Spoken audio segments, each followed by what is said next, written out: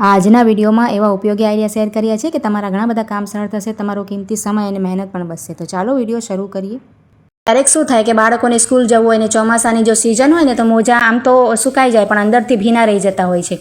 તો તેના માટે આ રીતના આપણે ડ્રાયર ઘરમાં હોય ને તો કદાચ તે લઈ લેવાનું અને તેને ચાલુ કરી અને મોજાની અંદર આ રીતે આપણે ડ્રાયરને રાખી અને 1-2 મિનિટ જ તમારે ચાલુ કરશો ને તો મોજો અંદરથી એકદમ સરસ સુકાઈ જશે। જુઓ, એકદમ સરસ આઈડિયા છે। રોટલીનો ડબ્બો ક્યાંય પણ કિચનમાં રાખીએ ને, ક્યાંક આપણે પ્લેટફોર્મ પર રાખતા હોઈએ કે કેબિનેટમાં રાખતા હોઈએ તો શું થાય કે લાલ કીડી તેમાં રોટલીમાં આવી જતી હોય છે। તરત જ છે ને આપણે રાખ્યું હોય ને 2-3 કલાકમાં તો કોઈને કીડીઓ વધારે આવતી હોય ને તો તેના માટે આપણે શું કરવાનું, આ રીતની કોઈ પણ પ્લેટ એક મોટી હોય ને, મોટી સાઈઝની, તેને આપણે લઈ લઈશું અને ત્યાર પછી આપણે અહીંયા 1 ગ્લાસ જેટલું પાણી લઈ લઈશું અને આ પ્લેટમાં આપણે પાણી ભરી લેવાનું। જુઓ, આ રીતે પાણી ભરી અને ત્યાર પછી તમે રોટલીનો ડબ્બો રાખશો ને આ પ્લેટમાં, પાણી ભરેલી પ્લેટમાં, તો તમારે કીડીઓ નહીં ચડે। જુઓ, અને આ જ રીતે તમારી કોઈ પણ ખાવા પીવાની વસ્તુમાં કીડી આવી જતી હોય ને તો આ રીતે આપણે કોઈ પણ વાસણમાં પાણી ભરીને તેની અંદર રાખવાથી કીડીઓ નહીં આવે। જુઓ, એકદમ સરસ આઈડિયા છે। સારો લાગે તો એક લાઇક જરૂરથી કરજો। તો ચાલો હવે નેક્સ્ટ આઈડિયા જોઈ લઈએ। જો આ રીતના આપણે કપડાં સુકાવવાની ક્લિપ હોય ને ખૂબ જ જલ્દીથી છે ને તૂટી જાય ને ખરાબ થઈ જતી હોય છે, કેમ કે તેમાં છે ને પાણીનું ભાગ અડે ને તો તેમાં કટાઈ જતી હોય। તો તેના માટે છે ને આ રીતના આપણી પાસે નેલ પોલિશ કોઈ પણ હોય ને તેને લઈ લેવાની। જુઓ, અને ત્યાર પછી તેમાં છે ને જ્યાં પણ આપણે આ રીતની ક્લિપ હોય ને, જુઓ, તેમાં તમે લગાવી દેશો ને તો જે કટાયેલું હશે ને ભાગ તે સરસ તેનાથી કોટિંગ થઈ જશે અને તમારે ક્યારેય પણ આ જલ્દીથી તૂટશે નહીં, ક્લિપ એકદમ સરસ રહેશે તમારી। ખૂબ જ સરસ આઈડિયા છે। જુઓ, મારે આમાં બંને છે ને ક્લિપ તેમાં કાટ લાગી ગયો છે તો આ રીતે લગાવી દીધો છે અને સુકાય એટલે આપણે ઉપયોગ કરી શકાય તેનો। તો આપણે છે ને તમારી ક્લિપ લાંબા સમય સુધી ખરાબ નહીં થાય। આ રીતના પ્લાસ્ટિકની હોય કે પછી સ્ટીલની પણ આવે છે ને તેમાં પણ તમે આ રીતના ટ્રાય કરી શકો। જુઓ, કોઈ પણ ક્લિપ હશે ને તો સરસ રહેશે। જુઓ, તમારી સચવાશે।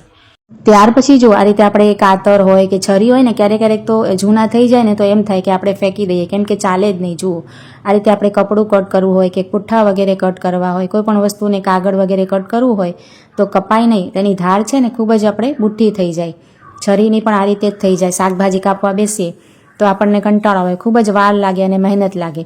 તો તેના માટે શું કરાય, આપણે છરી હોય કે કાતર હોય તેની ધાર આપણે આ રીતે ઘરમાં જ કરી લેવી હોય ને તો આ રીતે એક કાચનો કપ અથવા તો તમારે કાચની કોઈ શીશી વગેરે હોય, કોઈ પણ વસ્તુ તમે આ રીતે કાચની લેશો ને અને તેની ઉપર આ રીતે તેની ધારને ઘસવાની આપણે। જુઓ, 4-5 મિનિટ માટે તમે ઘસશો ને તો ખૂબ જ સરસ તમારી છરી નવા જેવી થઈ જશે। તમે ટ્રાય કરજો અને પછી જરૂરથી કમેન્ટ કરજો। તો તેનાથી આપણે શું ફાયદો થાય કે આપણે છે ને બહાર એને કંઈ તેજ ધાર કરવા માટે જવું ન પડે। ઘરમાં જ આપણે સરસ બધી છરીની આ રીતે ધારને તેજ કરી શકાય। કાચનું કોઈ પણ તમે લેશો ને આ રીતે કપ કે પછી આપણે બરણી વગેરે અને આ રીતે કરશો તો સરસ તેજ થઈ જશે। એ જ રીતે આપણે છરી થઈ જાય ને પછી આપણે કાતરને આ રીતે કરવાની। જુઓ, કાતરને આપણે જેમ આપણે કટ કરતા હોઈએ ને કપડું વગેરે કે પુઠ્ઠું વગેરે એ રીતે કરવાની। આ રીતે આપણે કાપીએ ને એ જ રીતે આપણે તેને ધાર સરખી કરવાની। તો ખૂબ જ સરસ રીતે કાતર પણ તમારી કટ કરતી થઈ જશે। તમે ટ્રાય કરીને જોજો, ખૂબ જ સરસ આ આઈડિયા છે, અસરકારક આઈડિયા છે। મેં એને ટ્રાય કરીને પછી જ તમને તમારી સાથે શેર કર્યો છે। તો આ રીતે આપણે કાતરને પણ 5 મિનિટ માટે ફેરવવાની।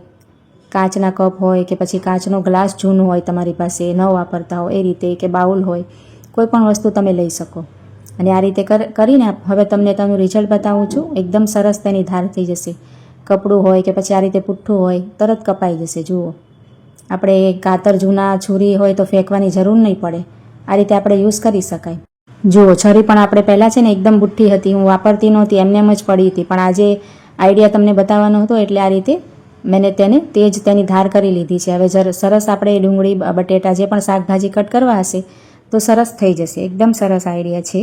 પછી જો આ રીતના આપણે અડદના પાપડના પેકેટ હોય છે ને તૈયાર, આપણે બજારમાંથી લઈએ છીએ, જો નાના મોટા આવે છે, તો તેને આપણે શેકવા માટે ખોલીએ છીએ ને તો શું થાય છે કે થોડાક જ દિવસમાં છે ને સુકાઈ જતા હોય છે અને ક્યારેક તો કટકા થઈ જાય અને પછી આપણે શેકવું પણ ખૂબ જ મુશ્કેલ થઈ જાય, તેમાં તિરાડો પડી જતી હોય છે, તમે જોયું હશે।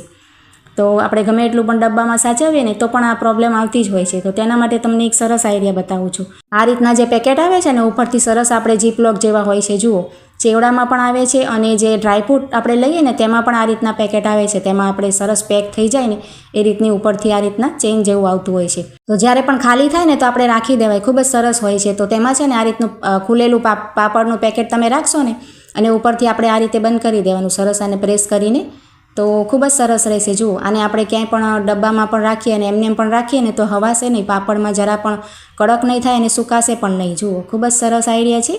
તમે એકવાર ટ્રાય કરીને જોજો. અને આજના બધા આઈડિયા કેવા લાગ્યા છે તે કમેન્ટ કરીને જણાવજો. અને સારા લાગ્યા હોય તો લાઇક કરજો, શેર કરજો. ને આવા જ આઈડિયા જોવા માટે ચેનલને સબસ્ક્રાઈબ કરજો.